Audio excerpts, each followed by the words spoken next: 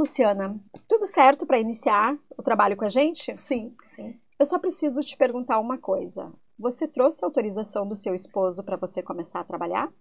Autorização. Para quê? Te permitindo começar a trabalhar aqui na empresa? Eu pedir autorização para ele?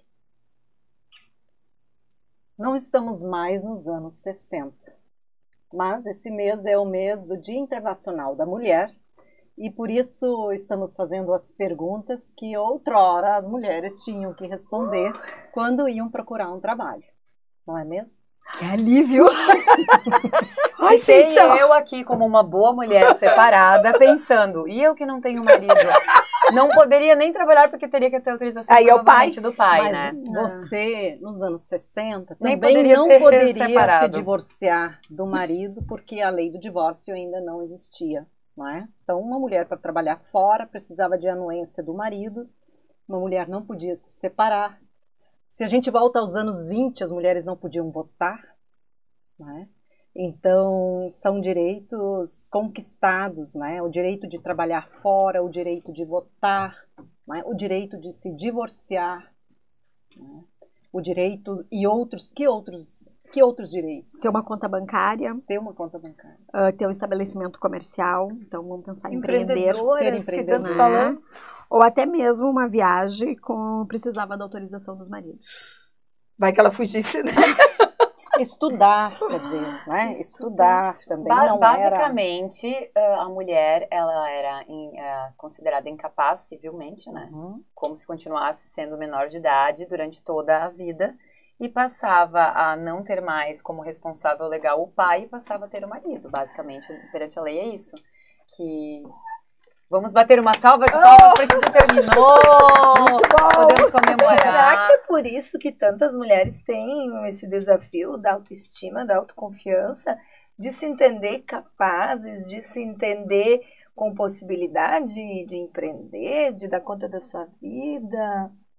Porque, gente, isso parece coisa de 3 séculos atrás, não parece? E não é um século, né? Não, São não. 60 anos. 60 anos. Que idade tem as mães de vocês? E daí tu sabe que 80, minha mãe tem um pouco mais da geração de 80 e poucos minha anos. mãe também 82, mas eu lembro. Mas aí há 60 anos atrás, provavelmente elas já eram quase casadas, né? Ou já eram... Eram na faixa dos 20, né? E isso é algo que a gente tem que pensar muito, porque quando a gente olha hoje para as mulheres, né, que estão em posições de liderança, representam 39% de mulheres em posições de liderança. Ainda tem avanço, claro, mas como é importante a gente persistir, resistir e se apoiar enquanto mulher para que a gente possa ter avanços, né? Porque agora, eu sempre digo, quem vive esse momento agora não se dá conta que isso já aconteceu, que já foi assim. Assim, gente, isso pra mim como a Luciana falou, isso parece que faz séculos, né? Isso é tão... destoa tanto da realidade, daquilo que eu vivo e da forma como eu enxergo, né, as relações sociais estabelecidas no Brasil, que chega a ser chocante. Parece que você tá falando de um filme lá, de uma história, e eu acho que isso que talvez nos falte um pouco, enquanto mulheres, que é nos darmos conta de como isso é recente. Em termos de história, isso foi ontem. E, Cláudia, talvez por isso que tantas mulheres tenham dificuldade de quebrar, por exemplo, ciclos de violência, porque te coloca no lugar, vamos nos colocar no lugar de uma mulher daqui a pouco de 70, 80 anos, ou 60 que seja, que acompanhou isso mais de perto, essas transformações, ela aprendeu que é assim, por mais que o mundo seja diferente, não é tão simples se sentir... Eu vejo muitas mulheres já, assim, na percepção, na observação, mudando de vida quando ficam viúvas. Vocês já observaram isso? Sim, como isso elas é uma transformam a realidade. vida delas? Elas começam a cuidar do seu dinheiro por necessidade, Sim. elas começam a sair, elas começam a se relacionar com outras pessoas de várias formas e parece que começam a viver, não anulando a vida de antes, mas transforma, parece mais feliz. Alcançam uma liberdade, uma autonomia, né? Então, vamos lá, que direito, né? Esse do salário, da aposentadoria, Porque vejam só, essas mulheres que hoje estão aposentadas, as nossas mães e essa faixa dessas gerações, São eram pioneiras, mulheres né? que lá atrás não tinham ainda esses direitos, né, que a gente falou, que foram sendo conquistados, né? E elas, então, não tinham um salário próprio, né? Muitas delas não tinham um salário próprio, a grande maioria não tinha. Então, quando elas chegam aos 60 anos e elas passam a se aposentar, ter direito à aposentadoria, então, para muitas, é a primeira vez que elas vão ganhar um salário. Dinheiro na mão. E o dinheiro na mão é uma garantia muito grande, né? Não óbvia, de liberdade e de autonomia. Eu gosto do autonomia. Uhum. Eu gosto desse termo, assim, nessas relações. E eu acho que quando eu digo que a gente deveria visitar essas histórias e relembrar, é porque a geração que está aqui, assim como a nossa que não lembra, Imagina, as nossas filhas. As nossas filhas, elas não lembram, não sabem, não entendem. Então, quando a gente faz movimentos muito fortes socialmente, de incentiva mulheres, ouça mulheres, compre de mulheres, e uma tentativa, às vezes até, eu não gosto da palavra violenta, mas mais impositiva de manter esses direitos, parece uma coisa assim, que não passa pela cabeça das jovens, que haja a possibilidade disso deixar de ser assim. Né? Já sempre foi assim, não foi sempre assim, faz 60 anos que é assim, e a gente luta constantemente para manter assim, e há muitas tentativas em todo o mundo de retrocessos terríveis em termos de direitos humanos em várias minorias. E embora as mulheres não sejam num todo minoria no planeta, nós somos minorias em termos de poder de decisão autonomia. e poder de decisão, poder político, poder econômico. A gente tem exemplos de vários representatividade, países. Né? A gente tem vários países que as mulheres já tinham alcançado esse tipo de autonomia, de liberdade, de leis, de direitos, e retrocederam muito, né? Que estão sofrendo violência, retaliação, estão tendo que se esconder. Então, não é uma garantia. Não é uma garantia. E não é um exagero batalhar por isso. Porque eu achei bem interessante nós começarmos esse papo justo trazendo as perspectivas positivas, porque talvez na maioria das pessoas assim na sociedade pareça um pouco clichê, um pouco repetitivo, até certo mimimi, que é uma linguagem que utilizam muito nessa época do ano, do mês de março, das mulheres brigando por seus direitos, o dia da mulher e lutando e batalhando e reivindicando. Mas olhar para esta história, olhar para as conquistas e se dar conta disso, Cláudia, seja um dos aspectos mais importantes e pouco trabalhado neste momento. A gente ainda tem desafios, né, muito grandes. Acho que um dos desafios é que, na verdade, ainda as mulheres acumulam várias jornadas. As mulheres ainda são as grandes cuidadoras, né, da casa, das crianças e de outras pessoas. E ali o cuidadoras não remuneradas. Não remuneradas, né? Por isso que... E acho que além da remuneração também vem um lugar de não reconhecimento, como se fosse uma obrigação, um dever, né? Porque se tu não fizer, tu é ruim. Mas se tu fizer, não muda nada. Só tá fazendo. E aí eu acho dentro disso, hoje uma das discussões, falando em discussões mais contemporâneas, atuais, no mundo afora que se faz é o debate sobre a remuneração do trabalho doméstico, né? Em termos políticos, uma das pautas bem agora em voga é de discutir a remuneração do trabalho doméstico, porque o trabalho doméstico, sabem que um dos cálculos que existe é que 1/3 do PIB mundial, não é, do produto interno bruto ou da riqueza do mundo, 1/3 do PIB mundial é devido ao trabalho gratuito de mulheres. Uau.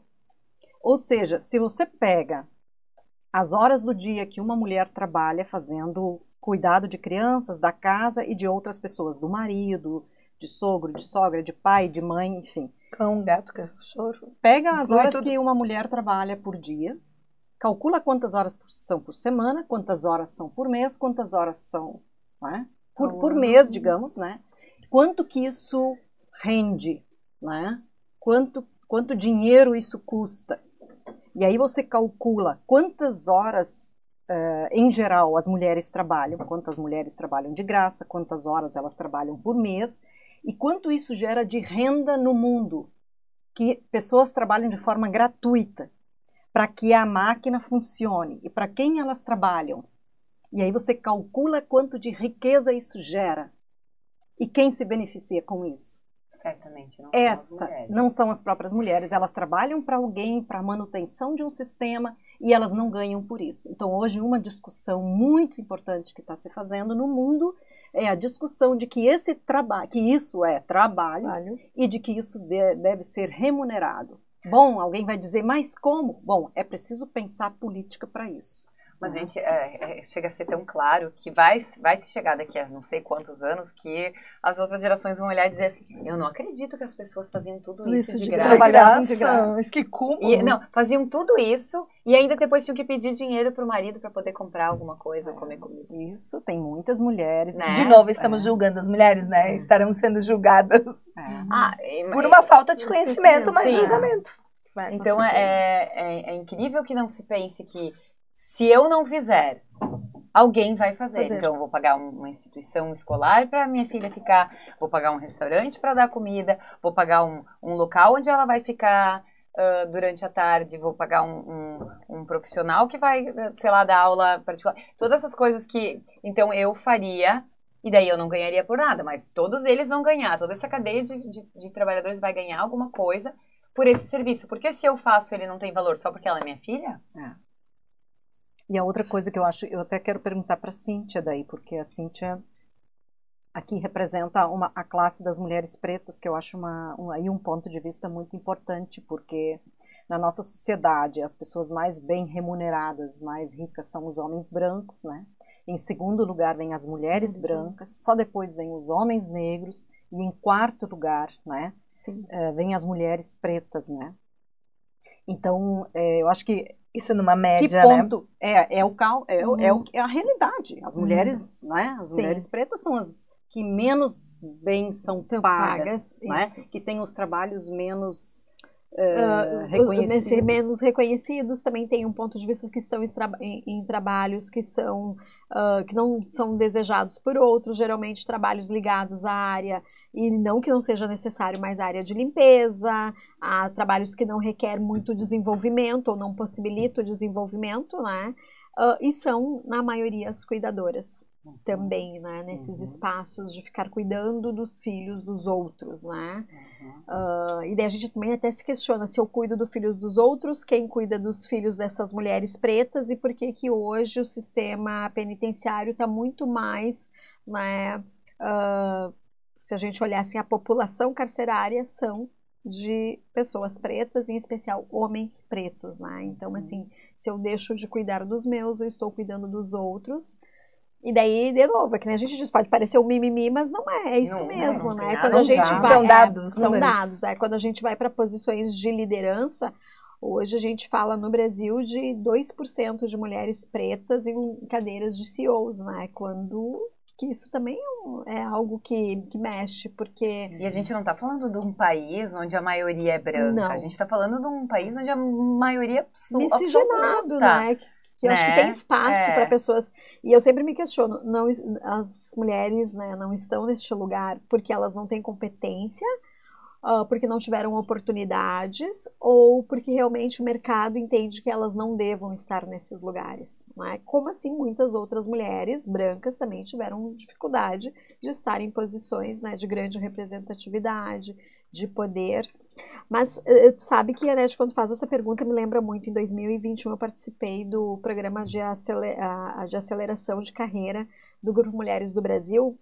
E daí uma das coisas que me chamou muito a atenção foi uma CEO de um banco bem expressivo, banco privado aqui no Brasil, e ela disse assim, que quando ela estava nos lugares que não era de poder, ela sempre pensava, o dia que eu chegar lá, e se eu chegar lá, o que eu quero fazer? E ela disse assim, eu quero usar a caneta, né, a favor desses grupos que eu acredito que eu tenho que representar. E ela disse, de todas as mulheres, mas criando um caminho melhor para as que vêm. Então, eu acho que quando a gente fala desses lugares onde nós mulheres podemos estar, né, e não só mulheres negras aí, é quais os espaços que a gente pode abrir para outras, né? Quais os espaços que a gente facilita. E não é facilitar por querer ser, tipo assim, ser um parceira, não é isso. É facilitar porque a gente sabe que tem competência, né? Porque a gente acredita. E daí tem outros dados que trazem que empresas que são dirigidas por mulheres têm 27% maior rentabilidade, melhor os indicadores por conta da maneira como a mulher enxerga, né, o negócio dentro das empresas. Então não é sobre nós competir com homens, não é sobre isso, é sobre contribuir, não é? Porque se a gente consegue melhorar indicadores dentro das empresas, a gente está contribuindo e está contribuindo para uma sociedade como um todo. Né? E vocês começaram simulando essa entrevista, né? Durante muito tempo e ainda hoje, a questão da aparência, por exemplo, na contratação de pessoas, ela é um critério que se usa. E nisso também as mulheres pretas perdem, né? Porque ainda o critério aparência ainda é julgado por um valor de cor de pele. Estereótipo que se criou de... eu não vim vestida para entrevista, né? Só para constar. Para deixar menos tenso, sim, tá? Não, porque isso era uma das... porque eu não iria de saia assim... assim, mais curta, né? Claro, assim, você não estava vestida adequadamente. Depois tem isso. Meu Deus, vem desse jeito e sem autorização do marido, que pouca vergonha. Sem a carta ainda. Ainda bem que era uma mulher entrevistando, que provavelmente não seria, né? E aí a blusa também já seria contestada, né? Não, você não ia passar, isso não ia ser aprovado, né? Ou não iria, pode, né? Ou iria, né? Dependendo, né? Mas é uma questão os também, critérios. Assim, que ainda afeta muito as mulheres pretas, né? Também. Sabe que mulheres responderam uma pergunta sobre beleza no mundo. Ai, que medo. E apenas 4% das mulheres no mundo se acham bonitas. Não me entrevistaram. Não me entrevistaram. Que triste, né? Pois é, muito triste. Desculpa, eu entrei no clima de stand-up. E aí, se você fizer essa pergunta para os homens, vai ter 4% que vão dizer que não se acham bonitos, porque todos eles se acham lindos, né? Eu acho que ia dar um número bem diferente, né? Mas isso é sintoma de quê? Que as mulheres não se acham bonitas. Elas estão se comparando com que esse protótipo, né, que tem de beleza, né? E eu me lembro que fizeram uma época, esse vídeo até hoje existe. Sabe aquela cena, enfim, que fizeram, e pegando, agora falando do tema, né, de raça, enfim, onde mostravam bonecas. Ah, sim, para crianças, bonecas pretas e bonecas brancas. E perguntavam para as crianças bonito. Qual que era mais bonita. Sim, né? Inclusive crianças pretas e brancas sempre identificavam a boneca branca sendo como a mais bonita. Mas há quanto tempo enxergam uma boneca negra? Exato, isso é uma coisa, até hoje. Agora passa numa vitrine e olha as bonecas à venda e aonde e quantas bonecas negras você vê. Mas a mesma coisa assim, a questão das novelas, né? Que os galãs, as musas, né? E agora a gente está tendo, eu não assisto novela, mas eu vi muita divulgação, a gente está tendo uma novela que praticamente todos os protagonistas são pretos. E a gente viu muita manifestação quando saiu o filme da Ariel, que é da Disney, Sim. né? Que é uma atriz negra fazendo a Ariel. E aí, como as meninas que assistiam, meninas pretinhas assistindo, felizes, porque elas se enxergavam ali. Então, quando a gente fala de representatividade... E as brancas querendo se bronzear, né? Entende? É isso, assim. Porque como que você vai colocar a televisão aí, anos 50? Anos 50, TV? Acho que sim, né? Colorida da década de 70. Tá. Aí ali até 60, aqui no Brasil até 62, essa questão de o homem, da lei ali, que o homem era nosso dono, Sim. né? Então assim, anos 60. A gente teve ali 12, 15 anos de imagino que se aparecia na TV, né? Mas desde então, assim, foi muito forte. Assim como a gente questiona tudo que a gente vê nas redes sociais, esse mundo ideal do Instagram, que fica todo mundo... Assim era o glamour e o mundo ideal de quem era o galã, de quem era o... Se criou uma ilusão em cima disso, e aí você pensa, sempre foi assim. Não é verdade. Não. E a venda de valores, né? Pela TV não também. era sempre as mulheres magras. Durante muito tempo, a mulher bonita era a mulher que era mais cheinha, que tinha substância. Eu ia passar vergonha, ia me mandar lá pra fábrica de ossos agora. Mas isso muda. Só que a enxurrada de imagens e de conceitos, de estereótipos, não deixou as pessoas nem escolherem o que ela... E aí, olha, quase assim, a pessoa nem sabe o que ela gosta. A cegueira, né? Porque eu me transportei agora lá para a plateia do Gramado Summit numa das edições que teve o Washington ali da publicidade palestrando, e ele trouxe comerciais antigos, né? E, gente, a revolta que eu senti, meu Deus, aí eu descobri que eu sou feminista, né? Porque, cara, assim, como é que vendia isso na TV, né? E não, era assim, tava tudo bem. Inclusive, a Nete, esse ponto que tu trouxeste ali da comparação de apenas 4% das mulheres se sentirem felizes. Bonitas. Eu acho que isso rende um novo tema para o podcast, quem sabe para o próximo. Quem sou eu? A beleza. Eu sou aquela pessoa, eu me reconheço como eu mesma. O corpo, né? Eu me reconheço, eu sou aquilo que eu gostaria de ser. Eu acho que rende um papo aí pra gente, né? Eu acho que a coisa da imagem do corpo feminino, né? Discutir essa questão da corporeidade é um tema que, quando eu falei, né, Cíntia, como numa sociedade que idealiza as mulheres brancas, os homens brancos, né? Cuja a cor da pele é status, né? Para ganhar emprego, para o salário, para questão, é um diferencial para a questão da violência, quem sofre mais, porque hoje em dia quem é julgado direto, quem não é. Os jovens negros são os mais mortos, são os mais pegos pela polícia, são mortos à toa simplesmente por serem identificados pela cor da pele, né? Mas a luta das mulheres pretas por um reconhecimento da sua beleza, eu acho que é uma coisa tão atual, né? Tão pouco tempo a gente está acostumada. Há tão pouco tempo as mulheres negras podem usar os cabelos que elas querem. Coisa muito eu acho forte, que é uma coisa que você podia falar um pouquinho. Eu acho que sim, isso é algo que tem a ver com a nossa identidade, né? De tu poder expressar quem tu é através do teu corpo. A gente expressa quem somos através do nosso corpo. Então, sim, e quando a gente vai para os espaços organizacionais, isso até questão de pouquíssimo tempo era questionável. Se tu é tão habilidoso, se tu é tão talentoso, se tu é capaz de fazer algo considerando o que tu... Inclusive, a gente, assim, até tom de roupa, né? Eu lembro, assim, de ter colegas que diziam assim, esse é o tipo de roupa que não dá para usar, né? Porque acho que vai chamar atenção. Vamos pensar, assim, que pessoas pretas, em geral, acho que tem a ver muito com toda a nossa história, né? A nossa ancestralidade. O colorido faz parte. E é tão lindo. E tu sabe que, agora quando tu falou é tão lindo, eu fico pensando assim, a gente eu comento às vezes em casa com meus filhos, com meu marido, que assim, a gente comemora, né, com tanta alegria, e eu participo de comemorações de outras etnias, assim. É tão bonito falar do dia, né, da imigração italiana, o dia da imigração alemã.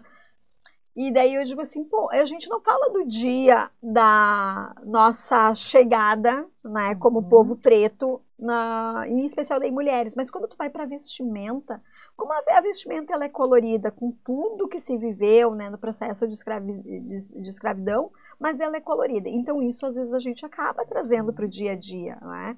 E quando tu não pode fazer isso, meio que tu te desconhece. E por muito tempo as mulheres não fizeram. Mas tem um outro ponto, Anete, que eu acho que é mais complicado do que que para a mulher preta, que é o fato do estereótipo que se faz que mulher preta é boa de cama. E sendo boa de cama, então ela serve só para o sexo. Então ela não pode estar nesse... E daí não é nem só para o sexo, é para um prazer.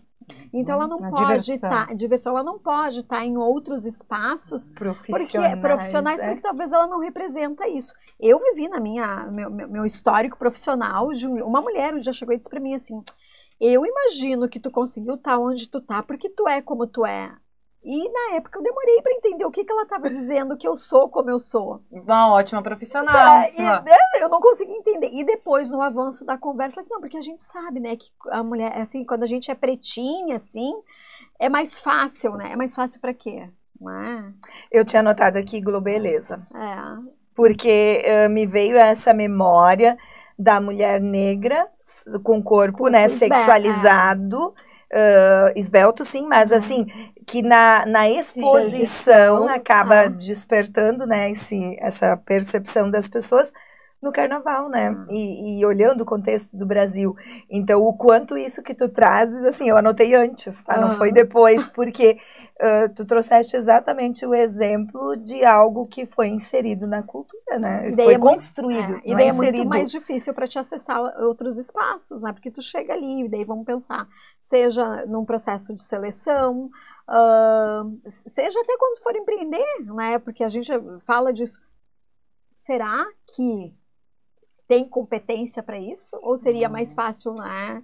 Ou o caminho vai se tornar mais fácil se ceder a esse tipo de situação? Que isso acontece para as mulheres em geral, mas para as mulheres pretas também acontece num grau, talvez que, eu vou dizer assim, fere um pouco mais. Eu vou contar uma situação que eu vivi, eu tinha acho que 18 para 19 anos, eu nunca vou me esquecer dessa cena, eu trabalhava numa empresa, e chegou um colega um dia e disse assim, eu fiquei sabendo, a gente desse jeito, eu fiquei sabendo que quando um homem tem sífilis, ele tem que ter relação com uma mulher negra, porque daí ele se cura. E a gente sabe que no passado, né, no tempo ainda da escravidão, existia essa crença, sim, se a gente pega, tem alguns livros que falam sobre isso, e é bem dolorido isso, né, porque daí então as meninas, né, assim, eram usadas com esse pensamento que poderia ter uma cura. Então, assim, é muito delicado isso. E tu tá sendo generosa em usar a palavra delicado, porque isso é nojento. É nojento. Assim, mas, assim, e daí eu tô falando eu não tô falando de ouvir isso, foram, né, de 100 anos atrás, eu tô falando de 40, não, um pouquinho mais, um pouquinho menos, 30 anos atrás. Então, de tu ouvir isso, e no espaço de trabalho. Claro que hoje que se fala isso, com o conhecimento que eu tenho, graças a Deus que a gente evolui, eu ponho ele na cadeia. Hoje não. Sabe isso é revoltante, assim, porque é resultado, tudo isso, essa dificuldade no trabalho, esses estereótipos para a mulher, para o homem de violento, de bandido, né, de preguiçoso, da mulher, então, que é muito boa no sexo, né, ou que é muito boa na faxina, sabe, esses estereótipos todos, eles são uma violência e que foi criada e que vem de uma violência muito grande que foi a escravidão. Então, quando se fala assim, mas a escravidão acabou há muito tempo, mas não tem que ter cotas, mas não sei o quê. Gente, o que está aqui ainda é escravidão. Exato. As sequelas, as consequências, os desafios sociais, eles estão a escravidão nunca terminou para quem tem que enfrentar essas coisas todos os dias. Um dia eu vi uma entrevista e era uma mulher preta e ela dizia, quando eu fiquei grávida, eu chorei todas as noites pensando como eu ia ter que educar meus filhos para que eles não fossem presos porque estavam caminhando não sei que horas na rua, as minhas filhas por conta desse tipo de comportamento, porque os preconceitos todos que as crianças começam a sofrer, né, na escola, tudo isso. E por mais que todas as mães tenham suas ansiedades, seu sofrimento, né, de vai estar saudável, como que eu vou cuidar? A mãe branca não precisa pensar nisso. Isso pra mim, assim, enquanto mãe, isso pra mim é uma vergonha a gente não ter resolvido isso. Sabe que tem um conceito que se usa bastante hoje em dia, que eu acho bem legal para falar assim, a escravidão não acabou, né? Que a colonização acabou, né? E aí se passou as pesquisas assim, né, mais contemporâneas passaram a dizer que a colonialidade continua, né? A colonialidade e as maneiras que existem os preconceitos e as violências são uma forma de continuidade da colonialidade. A violência é uma maneira de colonizar o corpo da mulher, para submeter, né? O estupro os baixos salários são... as subcolocações profissionais. Exatamente. Onde se colocam as mulheres pretas, né?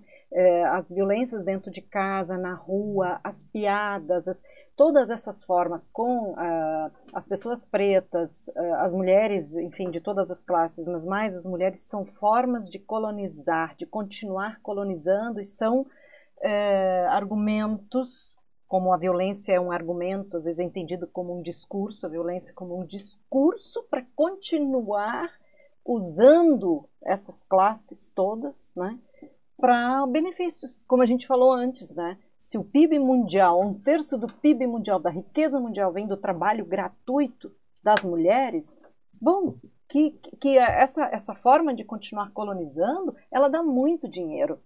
E a violência é um discurso, um argumento e uma prática para fazer com que as coisas continuem como estão, porque de certo modo isso rende status, poder, supremacia, dominação, para algum homem, dinheiro. Exatamente, porque é bom ficar à toa, não fazer o serviço da casa, não cuidar dos filhos, não pagar um salário digno. É muito poder cômodo. colocar filho no mundo sem compromisso, sem responsabilidade. Mas eu entendo que a gente não pode terminar esse primeiro podcast do mês de março, do mês da mulher, sem falar do risco atual, porque a gente falou do passado, a gente falou do presente e precisamos olhar para o futuro, porque assim como essa época de colônia parece não ter terminado, né? O machismo não terminou.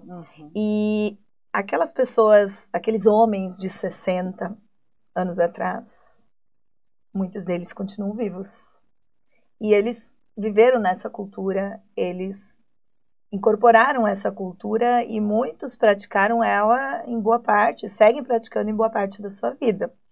E eu gostaria de trazer para reflexão o impacto do poder e dos discursos de poder, porque na minha percepção é lógico, é claro, é visível o quanto a dualidade política, os discursos políticos, tudo que foi difundido nas últimas eleições no país, aqui no Brasil, o quanto isso para muitos se tornou um gatilho ou, quem sabe, um argumento. Na verdade, tipo assim, a fogueira tá tudo pronto para fazer a fogueira, né?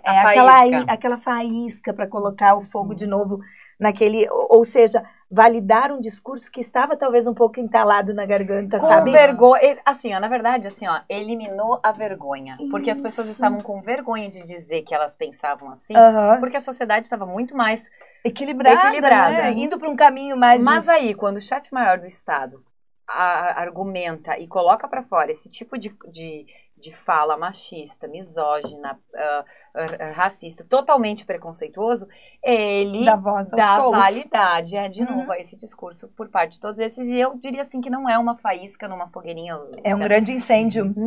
Isso aí, na verdade, tiraram a podridão do esgoto, abriram as portas com portas. E aí, quanto tempo a gente retrocedeu com isso? Muito. Porque temos a comemorar, sim, mas a gente retrocedeu nos últimos anos. Quando a gente vê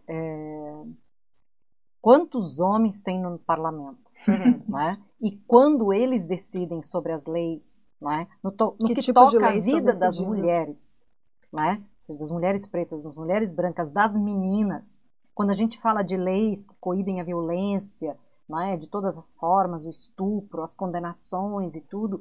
E aí os homens, muitos deles praticantes de uma série de violências que a gente sabe, né? Eles têm o poder de decidir sobre as leis, né? E amenizar, né? Agora mesmo, a própria Maria da Penha, ela está sob proteção, porque ela começou a ser perseguida. E o ex-marido dela, que tentou matar ela 2 vezes, está sendo chamado para fazer conferências, palestras e tudo, né? Em mesas redondas, né? Onde se discute a questão da mulher. Né? Negando fatos que lá atrás fizeram que uma luta internacional se chegasse a uma lei que é uma lei inovadora no mundo, que é a Lei Maria da Penha, não é? Que é de 2006, que é uma grande conquista, mas que, enfim, não é a lei é muito boa e ela, inclusive, requer a educação de homens, né? A reeducação de homens, né? Mas o fato é que no dia a dia, quem precisa aplicar essa lei, em sua maioria são homens, né? Que estão lá nos cargos de poder, no judiciário, em outras áreas. Então, assim, no momento, a gente vê a fragilidade disso, né? Sim. Sabe que numa década, mais de 43 mil mulheres foram mortas no Brasil. Numa década, né? Então, imagina uma cidade de mais de 40 mil pessoas. Quantos habitantes tem essa cidade onde A Teutônia já está? assumiu, né? A Teutônia já assumiu daí. A gente vai juntar Isso, algumas então é o- vizinhas Não, aí. eu sou meio os homens, né? Então não. Então a Mas a população de Teutônia uma foi. cidade, a totalidade de uma cidade como a de Teutônia some em 10 anos. Essa é a totalidade de mulheres que são mortas no Brasil em 10 anos, vítimas de feminicídio. Mas tu sabe, né, agora assim, trazendo isso, eu penso que sempre tem alguém que se aproveita, não é? E como a Luciana disse, para atender algum desejo maior. E essa semana, foi dia 23, na Exame, saiu uma publicação, até compartilhei, falando da Century, que na unidade, a operação dela no Brasil, ela traz a seguinte situação: não contaremos a diferença na diversidade. Né? E aqui está falando das políticas, né, de diversidade, que a gente sabe que está tendo diversos movimentos a nível de mundo falando disso. E daí, olha só, a Century, né, encerra suas metas globais de diversidade e inclusão. E daí, assim, eu sei que talvez a gente bateu demais nesse tema, né? Reflexo do Trump? Talvez. Absurdo, totalmente. Né? É reflexo direto do mas posicionamento dele. eu penso assim que, de alguma forma, sempre tudo está a serviço né, de interesse. Né? Então, pode ser esse ou aquele, e eu não vou entrar no mérito, mas daí eu acho que linka com aquilo que a Luciana falou, que a gente não pode esquecer e sem fazer uma visão de futuro. Ok, a gente avançou, mas a gente tem que fazer essa visão de futuro. E para mim, a visão de futuro é o que nós queremos. É que tipo de lugar a gente quer. Eu penso assim, não sei se vou ter netos ou não, mas que tipo de lugar que eu quero que eles vivam. Né? E daí, assim, muito longe dessa questão da gente olhar, né, nos programas de diversidade, inclusão, usando a expressão para inglês ver, né, é muito mais do que como é que eu pratico isso. E daí talvez esse que para mim é o ponto. A gente fica muito na espera que, em algumas situações, que alguém faça. Eu acho que parou o momento da gente esperar que alguém faça. Né? Não dá, e muitas já fizeram, por isso que nós estamos aqui hoje podendo debater, porque muitas fizeram. Porque a gente não poderia estar também há 60 anos atrás aqui. Não poderia estar se algumas pessoas não tivessem feito, né, alguns movimentos para que nós hoje possamos estar aqui. Então acho que também tem um ponto de responsabilidade nosso. O que eu quero?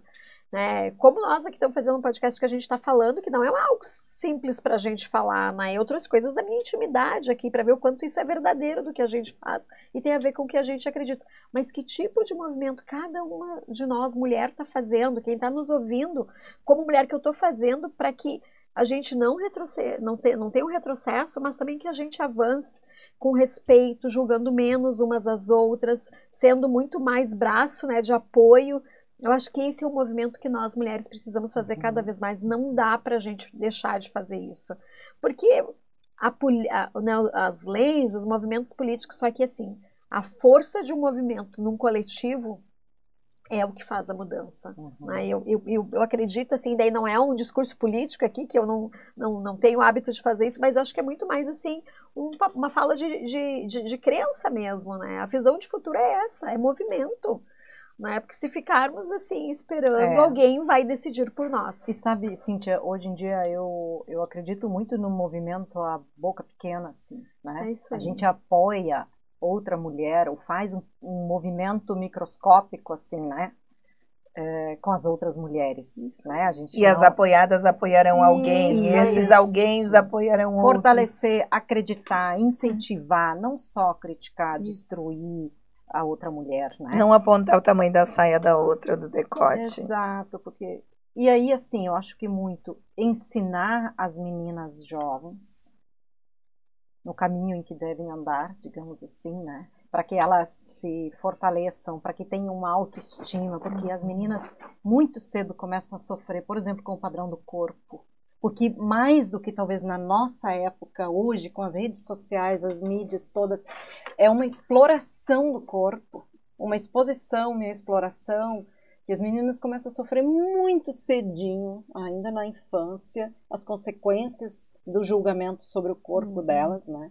E aí, enfim, cuidar das crianças em geral, né? Mas ensinar as meninas sobre poder, sobre autoestima, sobre autonomia, autoproteção e tudo mais, porque as meninas começam a ser desrespeitadas pelos primeiros namoradinhos que elas têm. E muitas vezes pelos pais, pelos padrastos. Já são antes, né? E aí, mas quando elas começam a ter uma certa autonomia com relação ao próprio corpo, elas já começam a ser desrespeitadas muitas vezes pelos próprios namorados e elas não sabem muito bem como agir. Então a gente precisa ensinar as meninas que se alguém põe a mão no corpo delas de uma forma inconveniente, que não pode, e que elas não podem aceitar, ou não devem aceitar determinados julgamentos sobre elas, e elas sofrem é muito doloroso ser menina, ainda é muito doloroso ser menina no mundo de hoje. Insalubre. É insalubre, porque exatamente afeta a saúde mental. E ensinar os nossos meninos, né? Ensinar os meninos, essa é a outra grande coisa. Sabe que, diante de tudo que a Cíntia estava falando sobre a questão da mudança, de nós fazermos uma mudança, quando a gente vem assim em termos de mundo até, né, com vários avanços da extrema direita, que tem um posicionamento muito mais preconceituoso, vou usar esse termo geral, mas a gente vê que não é uma coisa exclusivamente do Brasil, mas a gente vinha de um movimento que estava muito mais tranquilo, né? A gente estava conseguindo agregar as minorias, estava havendo um movimento diferente, que talvez que certamente gerou um incômodo muito grande nos conservadores, mas que gerou uma comodidade em nós outros que não somos os conservadores. E essa comodidade que permitiu esse avanço. Tipo assim, a gente chegou aqui, eu acho que tá legal, eu acho que agora a gente tá indo bem, agora vai, né, meio que deixando na onda e não mais fazendo movimento para aquilo prosseguir. Tipo então, dormir, né? Infelizmente, a gente deu passos para trás, mas também às vezes a gente dá 2 passos para trás para dar uma corrida para frente, né? Então, eu acho que também tem isso, sabe? Que esse momento, assim, deixa Se todo dar mundo conta. então em choque. Que tenha saído das profundezas, do esgoto, toda essa, né? Todo esse discurso terrível. Então, a gente vai fazer um salto agora para frente de novo. E a gente falou da cor aqui, né? Mas imagina a comunidade LGBTQIA+. Nossa! Gente, olha o retrocesso que teve nesse sentido, sabe? Porque foi amplamente, diretamente atingida. A violência cresceu Voltou muito o medo, o medo de se assumir, o medo de poder ser quem a pessoa é, né? Quem ela se identifica, não é nem se identificar, é se compreender, né? E Luciana, agora tu trouxe isso, mas eu vou dizer algo, daí me colocando nesse lugar de pessoa, né, preta, que é assim, também eu acho muito importante. Nós temos que levantar as nossas bandeiras. Porque daí, de novo, eu volto nisso, né? Quem pode falar mais da minha necessidade como pessoa preta do que eu? E nós deixamos pessoas, e daí não é uma questão de separar, mas pessoas que não vivem a realidade que a gente vive falar sobre nós. E daí, tu sabe quando esse retrocesso acontece, que eu olho, eu me questiono muito sobre a questão de cotas. Quem convive comigo sabe que para mim isso é uma dualidade, né? Porque, assim, a cota realmente é para atender o que eu preciso ou é para atender o interesse que facilita para o outro? Quando eu cotizo, em algum momento eu controlo. E daí eu, de novo, vivo num processo de dependência, vivo num processo de uma certa escravidão, que ela só é diferente. Ela é bonita, sabe? Pode e daí, ser um ponto assim, de vista, porque eu sei que é uma acho dualidade, por isso que eu digo, para mim é uma dualidade, porque eu escutei diversas vezes, né, das pessoas de dizerem assim, será que essa pessoa seria a pessoa mais indicada para esse lugar? Mas tem a cota. E daí, para quem é desses grupos, tu continua fazendo o que tu tinha que fazer, de fazer mais para provar que tu é melhor, porque ainda assim tu tem a cota, tu ganhou. E se tu ganhou, tu não era bom, tu ganhou porque alguém fez um favor para ti.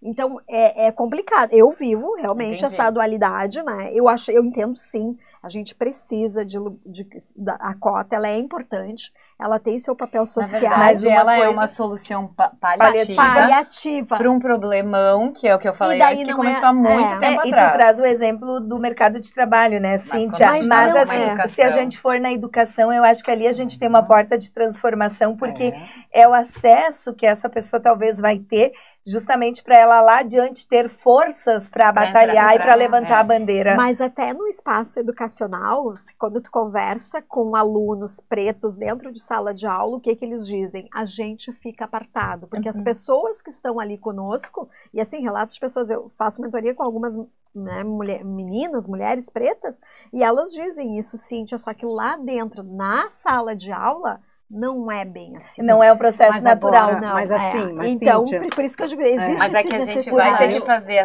esse esforço agora para colher lá na frente. Porque aquilo que foi feito com os teus ancestrais também não era normal. Mas, Cíntia, é muito real isso que tu trazes, porque eu vivenciei esse exemplo, eu não vou dizer onde, há quanto tempo e como, mas com uma pessoa preta e ainda imigrante. E na hora de formar grupos, era uma simples atividade em grupo, esta pessoa ficou sozinha. Era um número ímpar e eu fui fazer a atividade com a pessoa. Então, assim, depois eu fiquei me questionando, tá, e aí, né? Aí eu decidi fazer mais um giro para que fosse necessário eu investir um tempo a mais, incluir, e porque eu não faria com a mesma pessoa, né? Então, era obrigado a incluir. Mas eu fiquei refletindo, porque mas isso é educação, isso é educação, porque aí você, como professora, precisou fazer mais um movimento pedagógico para que o processo se desse. Bom, eu já fui professora universitária, né? A gente sabe que os dados mostram que os alunos cotistas são os melhores em sala de aula, né? Porque o que a gente tem como resultado é que essas pessoas não chegam à universidade. O que a gente precisa fazer para que num país de colonização severa se mude? Esperar que a cultura por si só um dia aceite nunca vai acontecer. Então a gente precisa de políticas, ou seja, de leis que garantam o ingresso para que se mude uma história. Isso é perfeito? Não, mas sem isso, muito pior, né? Então isso é um processo político de mudança. Claro que não é perfeito, claro que tem críticas, porque os brancos acham que a pessoa teve facilidades para entrar, mas os brancos historicamente tiveram facilidades para entrar. Aos brancos as leis sempre deram o acesso. Por que agora as leis não podem dar acesso às pessoas negras?